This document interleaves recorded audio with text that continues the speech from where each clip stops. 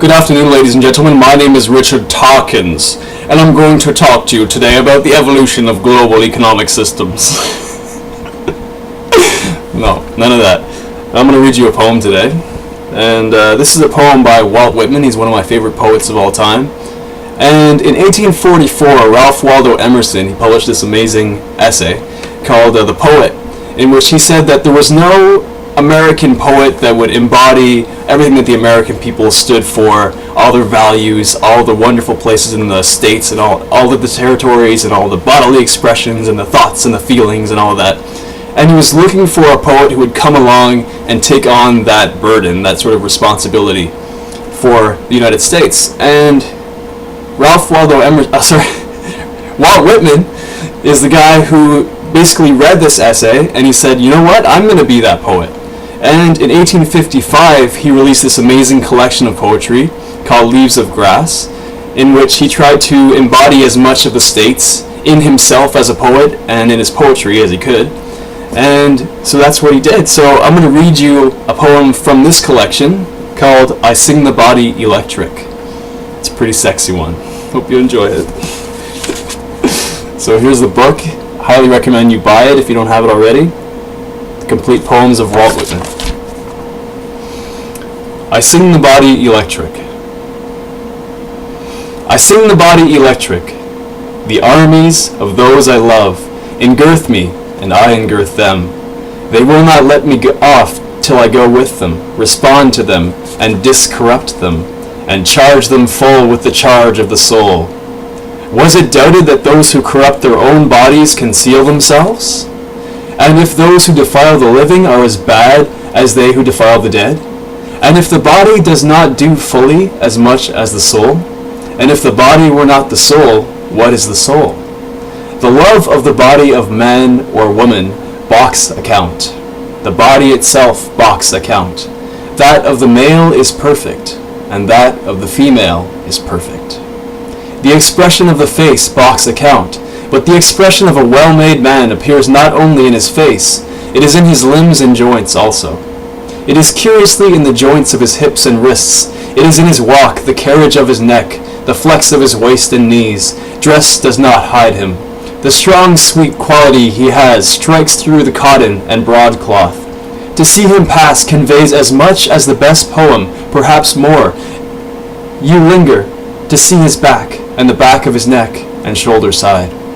The sprawl and fullness of babes, the bosoms and heads of women, the folds of their dress, their style as we pass in the street, the contour of their shape downwards, the swimmer naked in the swimming bath, seen as he swims through the transparent green shine, or lies with his face up and rolls silently to and fro in the heaves of the water, the bending forward and backward of rowers in rowboats, the horseman in his saddle, girls, mothers, housekeepers, in all their performances, the group of laborers seated at noontime with their open dinner kettles and their wives waiting, the female soothing a child, the farmer's daughter in the garden or cow yard, the young fellow hoeing corn, the sleigh driver driving his 6 horses through the crowd, the wrestle of wrestlers, 2 apprentice boys quite grown, lusty, good-natured, native-born, out on the vacant lot at sundown after work.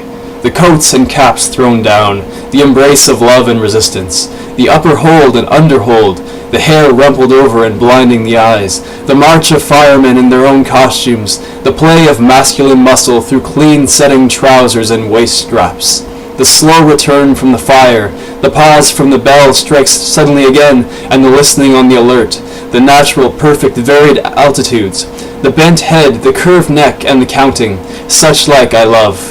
I loosen myself, pass freely, am at the mother's breast with the little child, swim with the swimmers, wrestle with wrestlers, march in line with the firemen, and pause, listen, and count. I knew a man, a common farmer, the father of 5 sons, and in them the father of sons, and in them the fathers of sons. This man was of wonderful vigor, calmness, beauty of person, the shape of his head, the pale yellow and white of his hair and beard, the immeasurable meaning of his black eyes, the richness and breadth of his manners. These I used to go and visit him to see. He was wise also.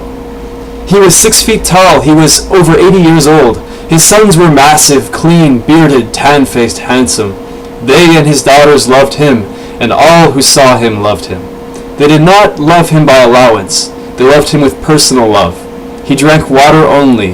The blood showed like scarlet through the clear brown skin of his face. He was a frequent gunner and fisher. He sailed his boat himself.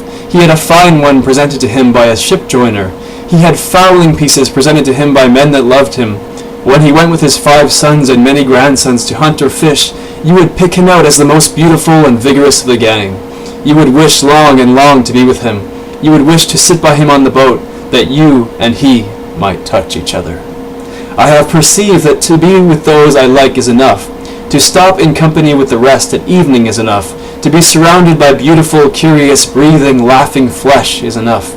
To pass among them, or touch anyone, or rest my arm ever so slightly around their neck for a moment. What is this then? I do not ask any more delight. I swim in it as in the sea. There is something in staying close to men and women, and looking on them, and in the contact and odor of them, that pleases the soul well. All things please the soul, but these please the soul well. This is the female form. A divine nimbus exhales from it from head to foot. It attracts with fierce, undeniable attraction. I am drawn by its breath, as if I were no more than a helpless vapor. All falls aside but myself and it. Books, art, religion, time, the visible and solid earth, and what was expected of heaven or feared of hell, are now consumed. Mad filaments, ungovernable shoots play out of it, the response likewise ungovernable. Hair, bosom, hips, bend of legs, negligent falling hands, all diffused, mind too diffused, ebb stung by the flow, and flow stung by the ebb, love, flesh, swelling, and deliciously aching. Limitless limpid jets of love, hot and enormous, quivering jelly of love, white blow and delirious juice, bridegroom, night of love, working surely and softly into the prostrate dawn, undulating into the willing and yielding day, lost in the cleave of the clasping and sweet flesh day. This is the nucleus. After the child is born of women, man is born of women. This the bath of birth. This the merge of small and large, and the outlet again. Be not ashamed, women. Your privilege encloses the rest, and is the exit of the rest. You are the gates of the body, and you are the gates of the soul. The female contains all qualities and tempers them. She is in her place and moves with perfect balance. She is all things duly veiled. She is both passive and active. She is to conceive daughters as well as sons, and sons as well as daughters. As I see my soul reflected in nature, as I see through a mist, one with inexpressible completeness, sanity, beauty, see the bent head and arms folded over the breast, the female I see. The male is not less the soul or more. He too is in his place. He too is all qualities. He is action and power. The flesh of the known universe is in him. Scorn becomes him well, and appetite and defiance become him well. The wildest, largest passions, bliss that is utmost, sorrow that is utmost, become him well. Pride is for him. The full-spread pride of man is calming and excellent to the soul. Knowledge becomes him. He likes it always. He brings everything to the test of himself. Whatever the survey, whatever the sea and the sail, he strikes sounding, at least only here. Where else does he strike soundings except here? The man's body is sacred, and the woman's body is sacred. No matter who it is sacred. In the meanest one in the laborer's gang? Is it one of the dull-faced immigrants just landed on the wharf? Each belongs here or anywhere just as much as the well-off, just as much as you. Each has his or her place in the procession. All is a procession. The universe is a procession with measured and perfect motion. Do you know that so much yourself that you call the meanest ignorant? Do you suppose you have a right to a good sight, and he or she has no right to a sight? Do you think matter has cohered together from its diffuse float, and the soil is on the surface, and water runs and vegetation sprouts for you only, and not for him or her? A man's body at auction. For before the war I often go to the slave mart and watch the sale. I help the auctioneer. The sloven does not half know his business. Gentlemen, look on this wonder. Whatever the bids of the bidders, they cannot be high enough for it. For it the globe lay preparing quintillions of years without one animal or plant. For it the revolving cycles truly and steadily rolled. In this head, the all-baffling brain, in it and below it, the makings of heroes. Examine these limbs, red, black, or white. They are cunning in tendon and nerve. They shall be stripped that you may see them.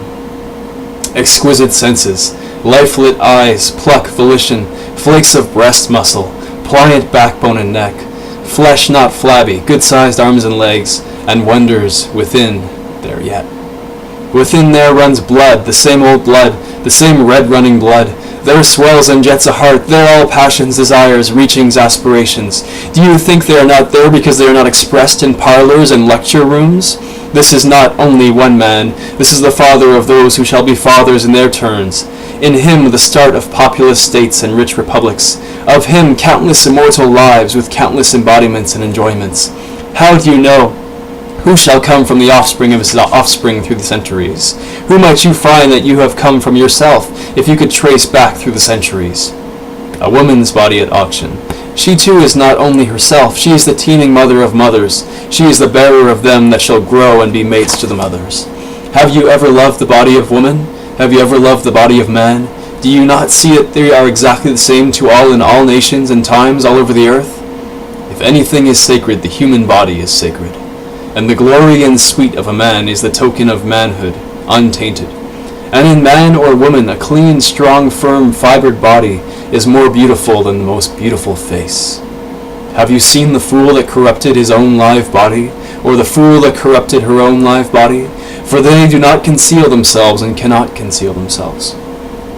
O my body, I dare not desert the likes of you and other men and women, nor the likes of the parts of you. I believe the likes of you are to stand or fall with the likes of the soul, and that they are the soul. I believe the likes of you shall stand or fall with my poems, and that they are my poems. Man's, woman's, child's, youth's, wife's, husband's, mother's, father's, young man's, young woman's poems. Head, neck, hair, ears, drop and tympan of the ears. Eyes, eye fringes, iris of the eye, eyebrows and the waking or sleeping of the lids.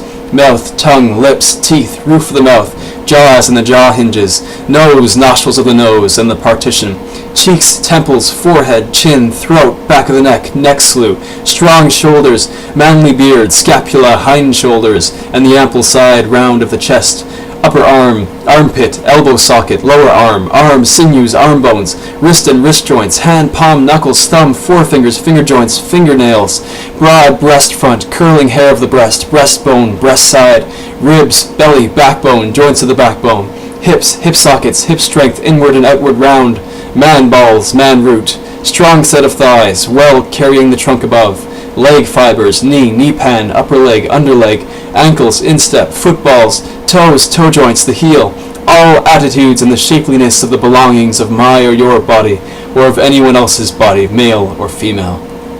The lung sponges, the stomach sac, the bowels sweet and clean, the brain in its folds inside the skull frame, sympathies, heart valves, palate valves, sexuality, maternity, womanhood and all that is woman, and the man that comes from woman, the womb, the teats, the nipples, breast milk, tears, laughter, weeping, love looks, love perturbations and risings, the voice, articulation, language, whispering, shouting aloud, food, drink, pulse, digestion, sweat, sleep, walking, swimming, poise on the hips, leaping, reclining, embracing, arm curving and tightening, the continual changes of the flex of the mouth and around the eyes, the skin, the sunburned shade, freckles, hair, the curious sympathy one feels when feeling with the hand the naked meat of the body, the circling rivers, the breath, the breathing in and out, the beauty of the waist, and thence of the hips, and thence downward toward the knees, the thin red jellies within you or within me, the bones and the marrow in the bones, the exquisite realization of health.